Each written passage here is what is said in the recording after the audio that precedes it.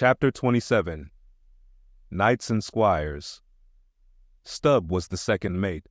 He was a native of Cape Cod, and hence, according to local usage, was called a Cape Cod man. A happy-go-lucky, neither craven nor valiant, taking perils as they came with an indifferent air, and while engaged in the most imminent crisis of the chase, toiling away, calm and collected as a journeyman joiner engaged for the year. Good-humored, easy, and careless, he presided over his whaleboat as if the most deadly encounter were but a dinner, and his crew all invited guests. He was as particular about the comfortable arrangement of his part of the boat as an old stage driver is about the snugness of his box. When close to the whale, in the very death-lock of the fight, he handled his unpitying lance coolly and off-handedly, as a whistling tinker his hammer. He would hum over his old rigadig tunes while flank in flank with the most exasperated monster. Long usage had, for this Stubb, converted the jaws of death into an easy chair. What he thought of death itself, there is no telling. Whether he ever thought of it at all might be a question, but if he ever did chance to cast his mind that way, after a comfortable dinner, no doubt, like a good sailor, he took it to be a sort of call of the watch to tumble aloft, and bestir themselves there, about something which he would find out when he obeyed the order, and not sooner.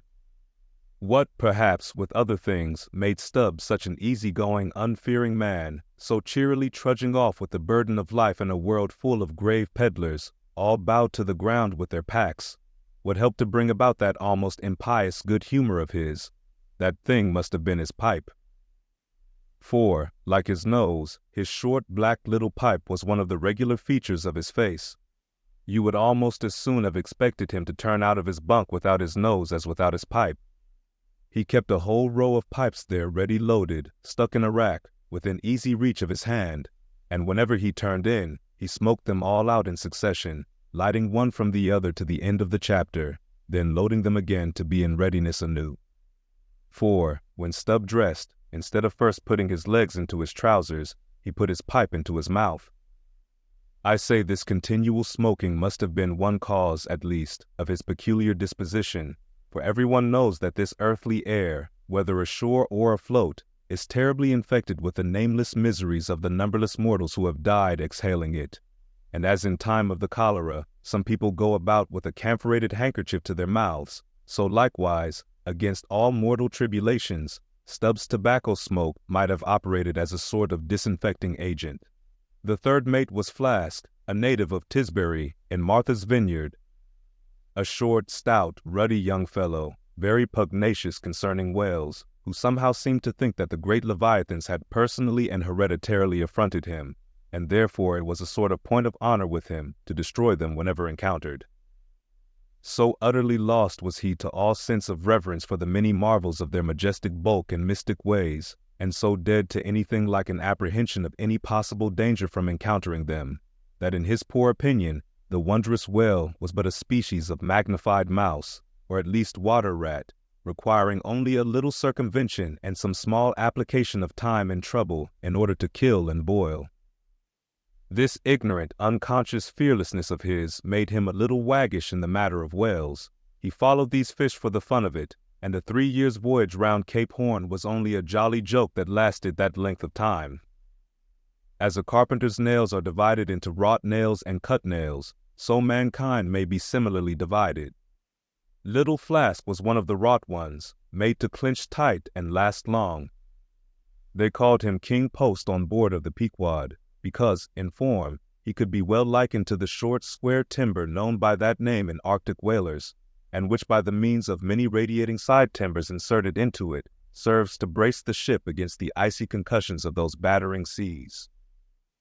Now these three mates, Starbuck, Stubb, and Flask, were momentous men. They it was who by universal prescription commanded 3 of the Pequod's boats as headsmen. In that grand order of battle in which Captain Ahab would probably marshal his forces to descend on the whales, these 3 headsmen were as captains of companies.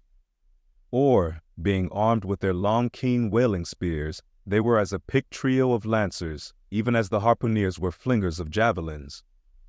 And since in this famous fishery, Each mate or headsman, like a Gothic knight of old, is always accompanied by his boat steerer or harpooneer, who in certain conjunctures provides him with a fresh lance when the former one has been badly twisted or elbowed in the assault. And moreover, as there generally subsists between the two a close intimacy and friendliness, it is therefore but meet that in this place we set down who the Pequod's harpooneers were, and to what headsman each of them belonged. First of all was Queequeg, whom Starbuck, the chief mate, had selected for his squire. But Queequeg is already known. Next was Tashtego, an unmixed Indian from Gayhead, the most westerly promontory of Martha's Vineyard, where there still exists the last remnant of a village of red men, which has long supplied the neighboring island of Nantucket with many of her most daring harpooneers. In the fishery, they usually go by the generic name of Gay Headers. Tashtego's long, lean, sable hair, his high cheekbones and black rounding eyes, for an Indian, oriental in their largeness, but Antarctic in their glittering expression, all this sufficiently proclaimed him an inheritor of the unvitiated blood of those proud warrior hunters, who, in quest of the great New England moose, had scoured, bow in hand, the aboriginal forests of the Maine. But no longer snuffing in the trail of the wild beasts of the woodland, Tashtego now hunted in the wake of the great whales of the sea, the unerring harpoon of the sun fitly replacing the infallible arrow of the sires. To look at the tawny brawn of his lithe, snaky limbs, you would almost have credited the superstitions of some of the earlier Puritans, and half believed this wild Indian to be a son of the prince of the powers of the air. Tashtego was Stubb, the second mate's squire. Third among the harpooneers was Daggoo, a gigantic, coal-black Negro savage with a lion-like tread and a Hassawaris to behold. Suspended from his ears were two golden hoops, so large that the sailors called them ringbolts and would talk of securing the topsail halyards to them. In his youth, Daggoo had voluntarily shipped on board of a whaler lying in a lonely bay on his native coast, and never having been anywhere in the world but in Africa, Nantucket, and the pagan harbors most frequented by whalemen, and having now led for many years the bold life of the fishery in the ships of owners uncommonly heedful of what manner of men they shipped, Daggoo retained all his barbaric virtues, and erect as a giraffe, moved about the decks in all the pomp of 6'5" in his socks. There was a corporeal humility in looking up at him, and a white man standing before him seemed a white flag come to beg truce of a fortress.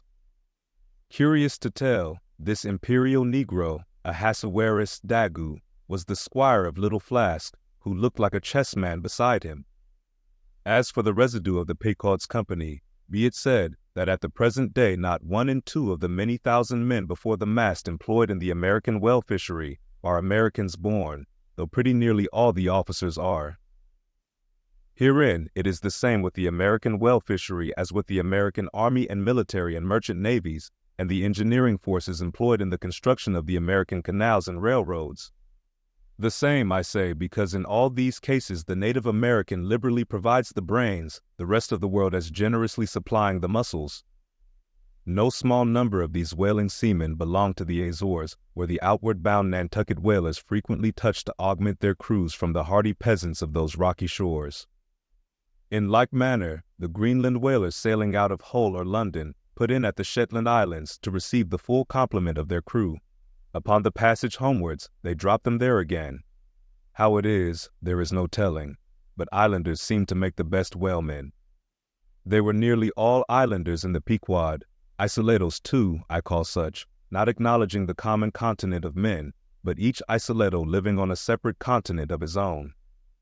Yet now, federated along one keel, what a set these isolados were!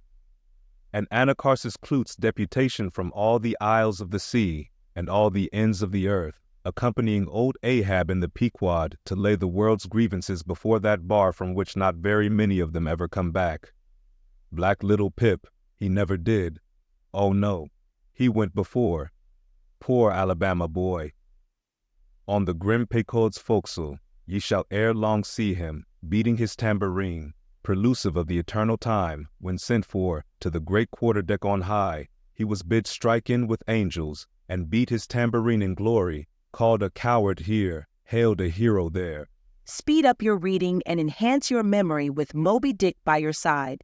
Choose the tactile joy of a physical book or the convenience of Kindle, and discover a deeper way to dive into this classic. Pairing the audiobook with the text takes your understanding and retention to the next level. Ready to transform your literary experience? Check the link in the description and pick the perfect format for you. With EchoTales Audiobooks, Moby Dick awaits. Dive deeper, read faster, remember more. Get your book now.